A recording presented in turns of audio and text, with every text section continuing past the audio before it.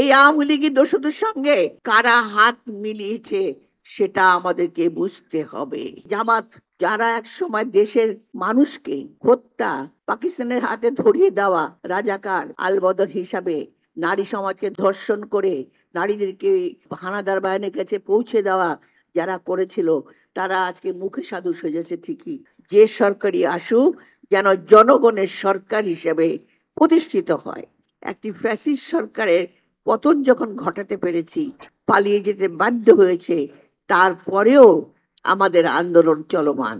আমরা এখনো আন্দোলন করছি গণতন্ত্রের জন্য, গণতন্ত্র রক্ষার জন্য। তারা প্রচুর টাকা চুরি করেছে, সেই চুরির টাকা তাদের আছে, কিন্তু আমাদেরকে সেই টাকা দিয়ে, লোভ দিয়ে, লালসা দিয়ে আবার বাংলাদেশকে ধ্বংস করবে, শেষ করবে। তাদের পথ ছিল শুধু একটাই, কোর্টের দরজা। এবং যারা কথা বলতে পারে নাই, এত বছর পরে সেই আন্দোলন আমরা সমাপ্তি ঘটিয়ে একটি ফ্যাসিস্ট সরকারের পতন যখন ঘটাতে পেরেছি, যে ফ্যাসিস্ট সরকার পালিয়ে যেতে বাধ্য হয়েছে, তারপরেও আমাদের আন্দোলন চলমান। একাই আন্দোলন করেছিলেন সেই সময়কার নেতা এবং আমাদের বরিশালের কৃতি সন্তান এবং এই আন্দোলন সংগ্রামের অন্যতম নেতা আমার স্নেহাস্পদ জনাব আবু নাসের মোহাম্মদ রহমতুল্লাহ। এখানে উপস্থিত আছেন আমার এক স্নেহাস্পদ ছোট বোন, এই আন্দোলন সংগ্রামের অন্যতম নেত্রী, সাবেক এমপি, নির্বাহী কমিটির সদস্য জনাব বিলকিস ইসলাম। উপস্থিত আছেন আমার এখানে আরেক ছোট ভাই, যিনি নির্বাহী কমিটির সদস্য, পিরোজপুরের সংগ্রামী নেতা, দীর্ঘ সেই ছোট্টবার ছাত্র দল থেকে তাকে দেখে এসছি আন্দোলন সংগ্রাম করে আজকে তিনি একজন নেতায় পরিণত হয়েছেন এবং পিরোজপুরকে ধরে রেখেছেন। সেই নির্বাহী সদস্য আলমগীর হোসেন। উপস্থিত আছেন হলো ওলামা দলের নির্যাতিত নিপীড়িত নেতা, যারা এই আমাদের আন্দোলনে সত্যিকার অর্থে এখানে সবাই আমার সহযোদ্ধা। আমরা সবাই একসঙ্গে ছিলাম। জনাব ওলামা দলের যিনি প্রিন্সিপাল শাহ মোহাম্মদ নেসারুল হক সহ এখানে আছেন যুগ্ম সাধারণ সম্পাদক আব্দুল্লাহ বাকি কৃষক দল, জাহাঙ্গীর আলম সহ সাধারণ সম্পাদক কৃষক দল লিটন এবং ইকবাল হোসেন সোহেল সহ উপস্থিত সামনে আমার সহযোদ্ধা ভাই ও বোনেরা এবং উপস্থিত গণমাধ্যমের নেতৃবৃন্দ, আসসালাম আলাইকুম। আজকে যে আলোচনাটা, যেটা হলো বর্তমানে গণতন্ত্র সংবিধান শীর্ষক আলোচনা, বর্তমান প্রেক্ষাপটে অত্যন্ত তাৎপর্যপূর্ণ এবং গুরুত্বপূর্ণ। কারণ আমরা এখনো আন্দোলন করছি গণতন্ত্রের জন্য, গণতন্ত্র রক্ষার জন্য। দীর্ঘ 17 বছর বিএনপি যে আন্দোলনটা করেছে, যে আন্দোলনের মধ্য দিয়ে বিএনপির অনেক নেতা কর্মী শহীদ হয়েছে, শুধু তাই নয়, বিএনপির নেতা কর্মীরা বিভিন্নভাবে কারাগারে নির্যাতিত হয়েছে। তাদের পথ ছিল শুধু একটাই, কোর্টের দরজা। এবং যারা কথা বলতে পারে নাই, সেই এত বছর পরে সেই আন্দোলন আমরা সমাপ্তি ঘটিয়ে একটি ফ্যাসিস্ট সরকারের পতন যখন ঘটাতে পেরেছি, যে ফ্যাসিস্ট সরকার পালিয়ে যেতে বাধ্য হয়েছে, তারপরেও আমাদের আন্দোলন চলমান। চলমান একটি লক্ষ্যে, সেটা হলো আমাদের কথা ছিল আমরা জনগণের অধিকার ফিরিয়ে দেব। আমরা জনগণের নির্বাচনের মাধ্যমে জনগণের যে মৌলিক অধিকার, ভোট দেওয়ার অধিকার, সেই ভোট দেওয়ার প্রতিশ্রুতি দিয়ে তাদেরকে জবাবদিহিমূলক সরকার গঠনে সাহায্য করব। যে সরকারি আসুক যেন জনগণের সরকার হিসেবে প্রতিষ্ঠিত হয়। কেন আমাদের এই লক্ষ্যটা ছিল? এই লক্ষ্যটা আপনারা দেখেছেন, 17 বছর একটি ফ্যাসিস্ট সরকার সমস্ত গণতান্ত্রিক প্রতিষ্ঠানগুলোকে ধ্বংস করে দিয়েছিল। তারপরে আপনারা দেখেছেন সেই শহীদ জিয়া, সেই তখন বাকশাল প্রতিষ্ঠিত হওয়ার পরে এক বহুদলীয় গণতন্ত্র প্রতিষ্ঠা করেছিলেন শহীদ জিয়া। দেশের নেত্রী বেগম খালেদা জিয়া তারপরেও যখন আবার স্বৈরাচারের আগমন হয়, সেই সময় দেশের নেত্রী বেগম খালেদা জিয়া তিনি সেই গণতন্ত্রকে আবার প্রাতিষ্ঠানিক রূপ দিয়েছিলেন। তারপরে আবারও গণতন্ত্র ধ্বংস করে একটি ফ্যাসিস্ট সরকার সমস্ত গণতান্ত্রিক প্রতিষ্ঠানকে ধ্বংস করে বাংলাদেশের মানুষের বুকের রক্ত চুষে তাদেরকে নিপীড়ন করে তারা ক্ষমতায় থাকার চেষ্টা করেছে। সেইখানে আন্দোলনে আপনারা সফল হয়েছেন, সফল হয়েছে আমরা। আপনারা এদেশের জনগণ, এদেশের শ্রমিক, এদেশের শিশু, এদেশের নারীরা সকলে মিলে একযোগে কাজ করে, এদেশের ছাত্র জনতা সবাই মিলে কাজ করে সেই আন্দোলনে, সেই রক্তস্নাত আমরা সেই জুলাই গণ অভ্যুত্থানের মধ্য দিয়ে আমরা সফল হই। কিন্তু তারপরেও আমরা এখনো দেখছি এই গণতন্ত্রের জন্য আমাদের লড়াই করতে হচ্ছে, আমাদের সংবিধান সমুন্নত রাখার জন্য, যে সংবিধান নাও আমাদের জাতির অস্তিত্বের পরিচয়। কারণ একটা মহান মুক্তিযুদ্ধের মধ্য দিয়ে ৩০ লক্ষ শহীদের বিনিময়ে আমরা এসেছিলাম যুদ্ধ জয় করে। সেদিন আমাদের একটাই লক্ষ্য ছিল, সেদিন যে সংবিধান হয়েছিল সেই সংবিধানের মাধ্যমে এবং গণতন্ত্র সকলের জন্য, সমাজ ব্যবস্থা ন্যায় ভিত্তিক এটা প্রতিষ্ঠা করার জন্য সেদিন যে সংবিধান হয়েছিল সেটা তার মধ্য দিয়ে আমরা আমাদের যাত্রা শুরু করেছিলাম। কিন্তু আজকে দেখতে পাচ্ছি আমাদের এই যাত্রা পথে আমরা অনেক বাধা, এখন আমরা একটা কঠিন সময় আমরা পার করছি। কারণ এই কঠিন সময়ের মধ্যে আমরা দেখছি আমরা বড় আশা করে একটি অন্তর্বর্তী সরকার আমরা দিয়েছি। আমরা জানি এই অন্তর্বর্তী সরকারকে দিয়েছি শুধুমাত্র আমাদের, তারা চলে যাবেন, কাজ করবেন। কিন্তু সেখানে আজকে আমরা দেখতে পাচ্ছি আমাদের নির্বাচনের রোডম্যাপ ঘোষণা হওয়ার পরেও এখন চলছে নির্বাচন চক্রান্ত করে নির্বাচন বন্ধ করা অথবা পিছাবার চেষ্টা। কারা এই চেষ্টা করছে সেটাও আজকে আমাদের খেয়াল রাখতে হবে। ভাই ও বোনের একটা কথা মনে রাখতে হবে, আমরা কিন্তু খুব তাড়াতাড়ি আমাদের শর্ট মেমোরি, আমরা কিন্তু খুব তাড়াতাড়ি আমাদের অতীতের কথা ভুলে যাই। আজকে আমাদের অতীতের কথা ভুললে চলবে না, আমাদের ভুললে চলবে না কত যুবক, কত শিশু, কত নারী এই এত বছরে এই আমাদের স্বৈরাচারদের বিরুদ্ধে লড়াই করতে গিয়ে তাদের বুকে রক্ত দিয়ে আজকে আমাদের উপর দায়িত্ব দিয়েছে সত্যিকারের সরকার প্রতিষ্ঠা করে এই দেশে একটি সমাজ ব্যবস্থা ন্যায় ভিত্তিক প্রতিষ্ঠা করার জন্য। তাই আমরা আমাদের সেই ষড়যন্ত্র করছে আজকে কারা? ৭১-এর পরাজিত শক্তিরা। তারা চেষ্টা করছে নির্বাচনকে পিছিয়ে দেওয়ার জন্য, তারা চেষ্টা করছে পিআর পদ্ধতি, যে পদ্ধতি কেউ চেনে না, জানে না, বোঝে না। পিআর পদ্ধতির মাধ্যমে কথা বলে বিভিন্ন সময় যখন নির্বাচনের রোডম্যাপ ঘোষণা হয়ে গেছে তারপরেও তারা রাজপথে আন্দোলন করছে। আজকে আপনারা দেখতে পাচ্ছেন সমগ্র বাংলাদেশ একটা অস্তিত্বশীল। আপনারা দেখেছেন এখনো আওয়ামী লীগের দোসররা তারা কিন্তু এই বাংলাদেশে আছে।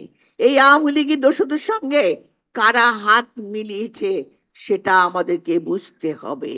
কারণ এই দোসররা বড় শক্তিশালী, তারা প্রচুর টাকা মানি লন্ডারিং করেছে, তারা প্রচুর টাকা চুরি করেছে, সেই চুরির টাকা তাদের আছে। কিন্তু আমাদেরকে সেই টাকা দিয়ে, লোভ দিয়ে, লালসা দিয়ে আবার বাংলাদেশকে ধ্বংস করবে, শেষ করবে, সেটা আমরা হতে দেব না। ভাই বোনেরা, আপনারা আজকে দেখতে পাচ্ছেন আমাদের গতকাল আমাদের ইন্টারিম গভর্নমেন্টের সাথে আমাদের মহাসচিব সহ আরো কিছু নেতারা আমেরিকা গিয়েছেন, সেখানে জাতিসংঘে গিয়েছেন।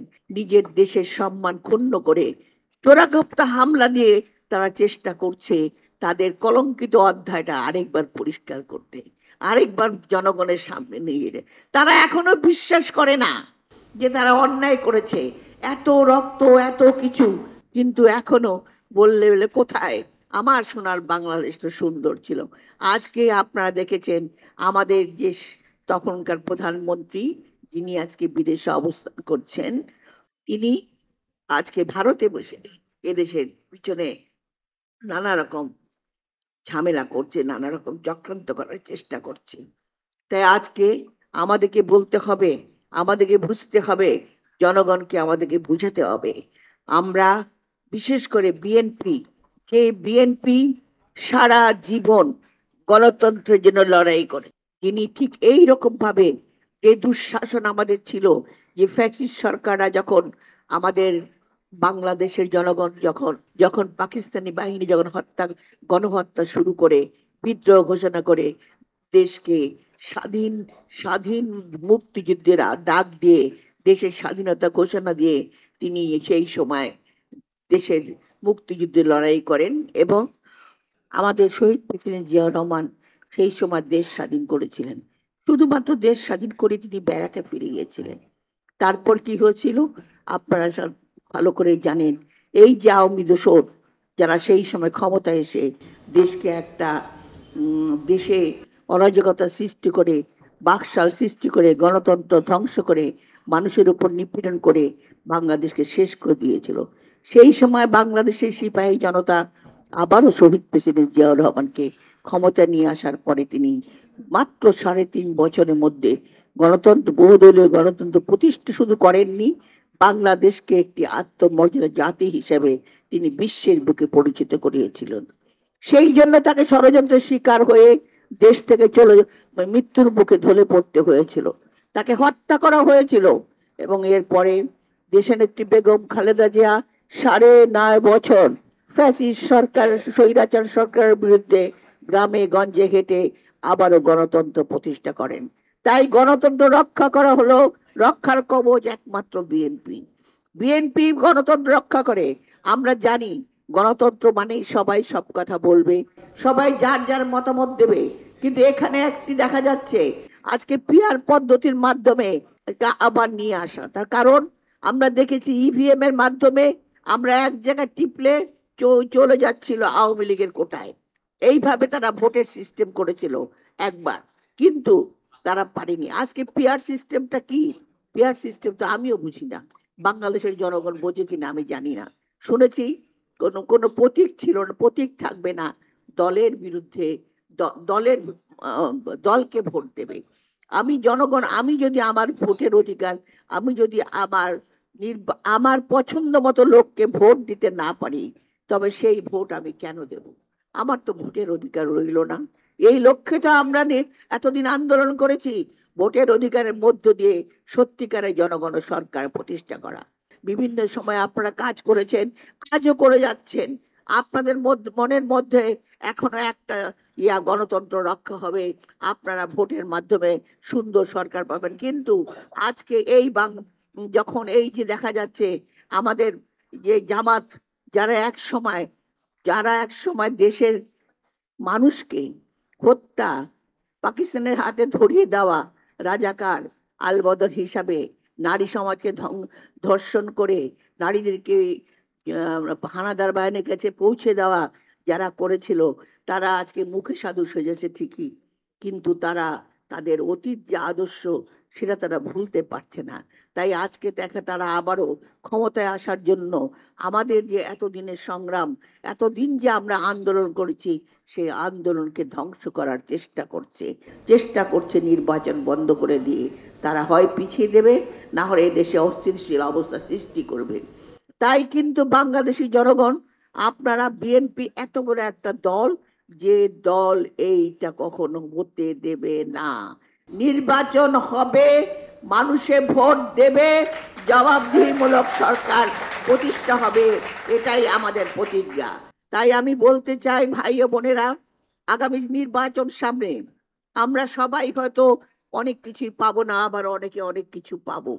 আমাদের মনের মধ্যে অনেকের মনে ক্ষোভ আছে, বেদনাও যেমন আছে, কিন্তু আমাদেরকে আজকে দেশের জন্য, বিশেষ করে বিএনপির যে ব্রতের জন্য আজকে দেখেছেন দেশনেত্রী বেগম খালেদা জিয়া এখনো আপোষহীন ভাবে লড়াই করে যাচ্ছেন, মৃত্যুর সঙ্গে লড়াই করে। সেটা হলো এদেশের জনগণ, আমাদের এই দেশের জনগণ বেগম জিয়ার সন্তান। বেগম জিয়া তাদের জন্য জীবনকে উৎসর্গ করছেন। তেমনি আমরাও বিএনপি যারা করি, আমরা জনগণের পাশে থেকে জনগণের কল্যাণের জন্য, যে লক্ষ্যে বিএনপি প্রতিষ্ঠা হয়েছিল, শহীদ জিয়া সেই সময় প্রতিষ্ঠা করেছিল বিএনপিকে একটি উৎপাদনশীল রাজনীতি এবং উৎপাদনমুখী রাজনীতি তৈরি করে এদেশের মাটি ও শেকড় থেকে একটা রাজনৈতিক দল সৃষ্টি করবে, যাদের কাজই হবে জনগণের পাশে থেকে জনগণের কল্যাণ করে দেশের স্বাধীনতা সার্বভৌমতার পতাকা তুলে ধরা। আজকে যখন পার্শ্ববর্তী দেশ হুমকি দিচ্ছে, আজকে যখন আওয়ামী দূষণরা এখনো বিভিন্নভাবে বিভিন্ন জায়গায় তারা হোঁচট খাওয়াবার চেষ্টা করছে, সেই হোঁচটকে আমাদেরকে প্রতিহত করতে হবে। এটা যেন আমাদের শপথ হয়, এবং আমরা যখন নির্বাচন সামনে রেখে জনগণের পাশে আমরা ছড়িয়ে পড়ে এখন থেকে আমরা চেষ্টা করব, যাকেই নমিনেশন দেওয়া হোক, যাকে যেই আসুক না কেন, তার জন্য আমরা সবাই ভোটের জন্য ধানের শীষের জন্য লক্ষ্য আমরা কাজ করব। একটাই প্রতীক থাকবে, সেই প্রতীকটা হলো ধানের শীষ। এই ধানের শীষ বাংলাদেশের রাজনীতি, এই ধানের শীষ উৎপাদনমুখী রাজনীতি, এই ধানের শীষ মাটি ও মানুষের রাজনীতি। যে মাটি ও মানুষের জন্য শহীদ জিয়া চলে গেছেন, বেগম জিয়া অসুস্থ হয়ে আছেন, তারেক রহমান আজকে অনেক দূর থেকে তিনি কাজ করে যাচ্ছেন অক্লান্ত ভাবে। সে তারেক জিয়া যেন দেশে ফিরে আসতে পারেন, তাকে যেন আমরা আগামী দিনের রাষ্ট্রনায়ক হিসেবে প্রতিষ্ঠিত করতে পারি, সেই লক্ষ্যে আজকে আমাদের কাজ করতে হবে।